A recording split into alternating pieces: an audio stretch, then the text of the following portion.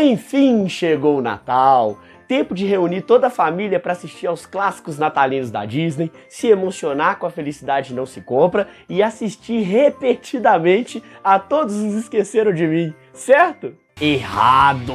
Porque aqui no canal o Natal será um pouco diferente. Prepare-se para conhecer 5 filmes natalinos repletos de assassinos, monstros cruéis e papais noéis extremamente sádicos. Sejam muito bem-vindos ao Natal do Papo de Horror. Salve, salve, galera! Para inaugurar a lista de hoje, nós já começamos com Krampus. Um filme que, apesar de não ser desconhecido do grande público, ele inovou e muito lá no seu lançamento em 2015. No longa, nós acompanhamos a família do pequeno Max, que está se preparando para receber uns parentes nada agradáveis no feriado de Natal. E aí, quando o clima dessa família começa a esquentar e eles começam a entrar em atrito, o garoto, o Max, ele acaba se revoltando com o espírito do Natal. O problema é que essa atitude acaba invocando uma força maligna do Natal chamada Krampus, que é nada mais, nada menos que a sombra do Papai Noel. O diretor do longa, Michael Dougherty, consegue emular muito bem aquele clima clássico de Natal, com flocos de neves, até mesmo a família montando a árvore de Natal, se reunindo, e também aqueles clássicos natalinos que a gente está tão acostumado a escutar, como Let It Snow e White Christmas. Porém, ele faz isso para rapidamente subverter esse meio cinema natalino de cartilha em prol de uma sucessão de fatos bizarros, assassinatos que começam a acontecer do nada e uma crítica muito incisiva ao conceito tradicional de Natal. O filme tece críticas muito interessantes e a gente já observa ali nos primeiros takes a crítica em relação ao consumismo exagerado do Natal. Outra crítica que eu achei também bem pontual do filme foi em relação a como a nossa relação com familiares e amigos mais indigestos é complicada nessa época do Natal. E por fim, outra crítica que chamou muita atenção também é essa descrença contemporânea com relação ao velhinho do Polo Norte. O filme é apoiado por um elenco extremamente competente, com destaque para Toni Collette, que nós sabemos que destruiu o Hereditário. E por mais que o Krampus não se propõe a ser profundo, ele realmente garante um baita divertimento. E eu esqueci o resto. Foda-se. É no segundo ato que o terror engrena. E a partir daí somos apresentados a um terror de sobrevivência e a família começa a ser atacada por criaturas natalinas nada amigáveis. Convenhamos, por fim, a gente pode afirmar que o Krampus é um exemplar, é uma amostra de que o terror ele está presente não só em vários gêneros cinematográficos diferentes, como em várias datas comemorativas também. Pra mim o filme me lembrou muito uma espécie de Esqueceram de Mim, só que completamente sem censura, e que traz de fato um humor ácido, uma crítica social muito bacana e criaturas satisfatoriamente violentas.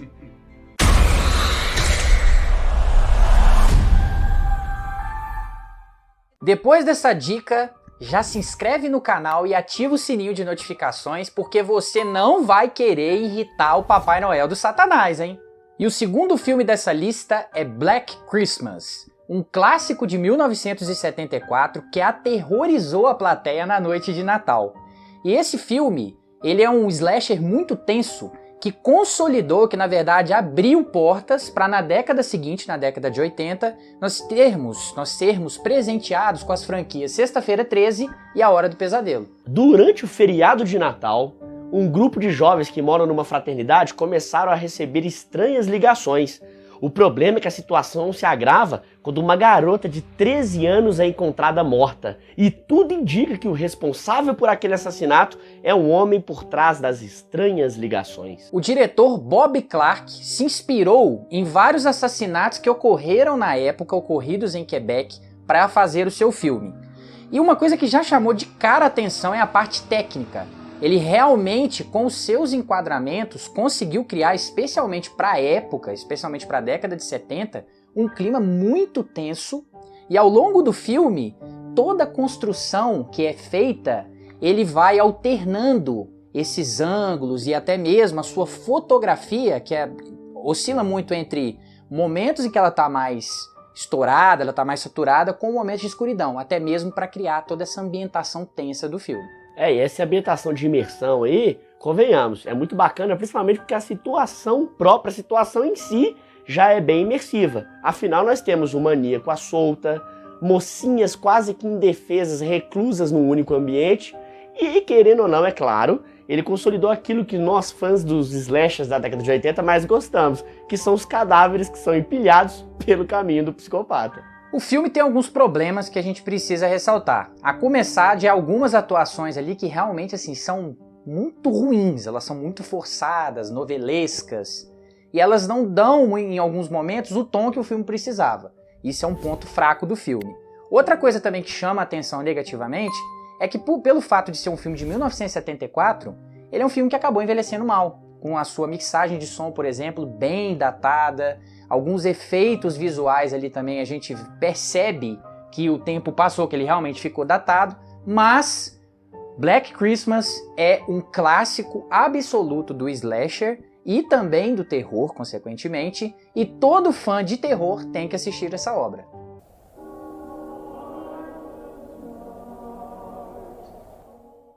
E a próxima dica é sem dúvida o melhor filme dessa lista, Better Watch Out. No longa, nós acompanhamos a Ashley, que vai trabalhar como babá numa noite de Natal do seu vizinho Luke, que tem apenas 12 anos. Parecia ser um dinheirinho fácil, um trabalho que ela já estava acostumada. Só que os problemas começam quando um estranho encapuzado e com a arma invade a casa do Luke. Só que o problema é que essa invasão domiciliar está longe de ser uma invasão domiciliar comum. Essa sinopse nem de longe faz jus ao que o filme é de fato. Ele consegue mesclar muito bem elementos cômicos com aquele home invasion padrão.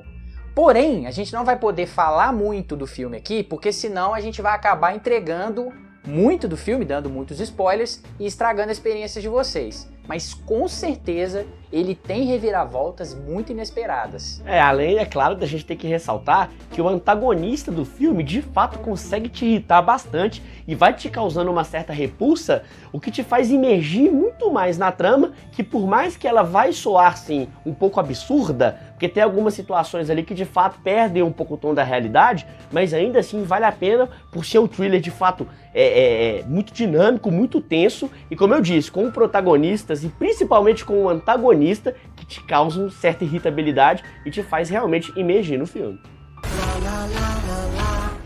Partindo para o último filme dessa lista nada convencional de Natal, nós vamos falar do independente Dead End. No filme, nós acompanhamos a família Harrington, que está fazendo uma viagem de carro em direção à casa de alguns parentes que eles já são acostumados a passar o Natal todo ano. Só que quando o patriarca da família, o Frank, que está atrás do volante, decide matar o tédio daquela viagem e pegar uma estrada secundária e desconhecida.